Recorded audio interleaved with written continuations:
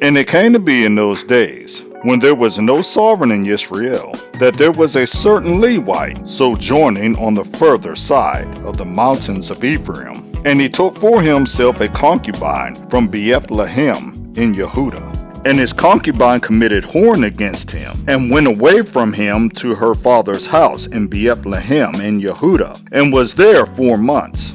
And her husband arose and went after her to speak to her heart, and to bring her back, having his servant and a couple of donkeys with him. And she brought him into her father's house. And the father of the young woman saw him, and he was glad to meet him. And his father-in-law, the young woman's father, detained him, and he dwelt with him 3 days. And they ate and drank, and spent the nights there. And it came to be on the 4th day, that he arose early in the morning, and he prepared to leave. And the young woman's father said to his son-in-law, refresh your heart with a piece of bread, and afterward go your way. So they sat down, and the two of them ate and drank together. And the young woman's father said to the man, please agree to stay all night, and let your heart be glad.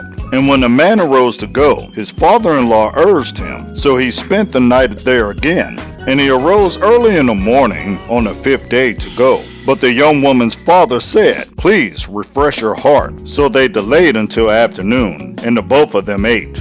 And the man arose to go, he and his concubine and his servant. But his father-in-law, the young woman's father, said to him, see, the day is drawing toward evening. Please spend the night. See, the day is coming to an end. Stay here and let your heart be glad. And you shall arise early tomorrow for your journey, and you shall go to your tent. But the man would not stay that night, and he arose and left, and came to a place opposite Jebus, that is Jerusalem, and with him were the 2 saddled donkeys, and his concubine with him. They were near Jebus, and the day was far spent. And the servant said to his master, come, please, let us turn aside into this city of the Jebusites, and spend the night in it. And his master said to him, let us not turn aside into a city of foreigners, who are not of the children of Israel, but we shall pass over to Geba. And he said to his servant, come, let us draw near to one of these places, and spend the night in Geba or in Ramah. And they passed over and went their way. And the sun went down on them near Geba, which belongs to Benjamin. And they turned off there to go in to spend the night in Geba. So he went in and sat down in the open square of the city, for no one would take them into his house to spend the night. But see, an old man came in from his work in the field at evening, who was also from the mountains of Ephraim. And he was sojourning in Geba, whereas the men of the place were Benjamites.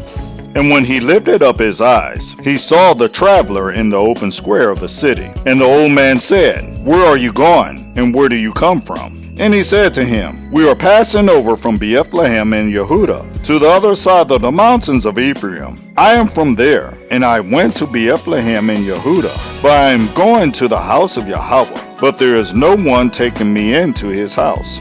Yet there is both straw and fodder for our donkeys, and bread and wine for myself, and for my female servant, and for the young man who is with your servant. There is no lack of any matter.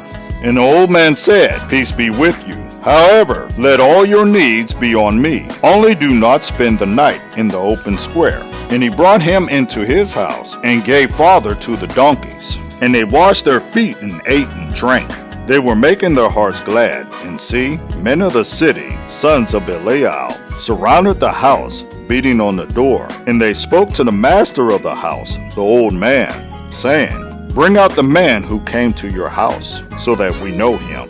But the man, the master of the house, went out to them, and said to them, no, my brothers, I beg you, do no evil, since this man has come into my house. Do not do this folly. Look, here is my maiden daughter, and the man's concubine. Let me bring them out to you now, and humble them, and do with them that is good in your eyes. But do no such foolish matter to this man. But the men would not listen to him. So the man took his concubine, and brought her out to them. And they knew her, and rolled themselves on her all night until morning, and let her go when the day began to break.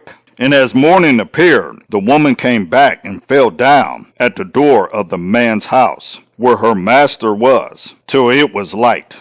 And her master rose up in the morning, and opened the doors of the house, and went out to go his way, and saw his concubine fallen at the door of the house, with her hands on the threshold.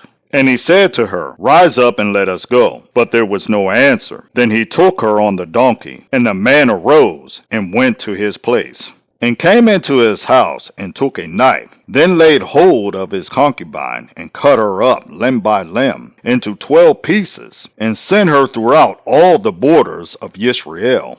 And it came to be that all who saw it said, There has never been, and there has not been seen the like of this, from the day that the children of Israel came up out of the land of Mitzrayim until this day. Consider it, take counsel, and speak up.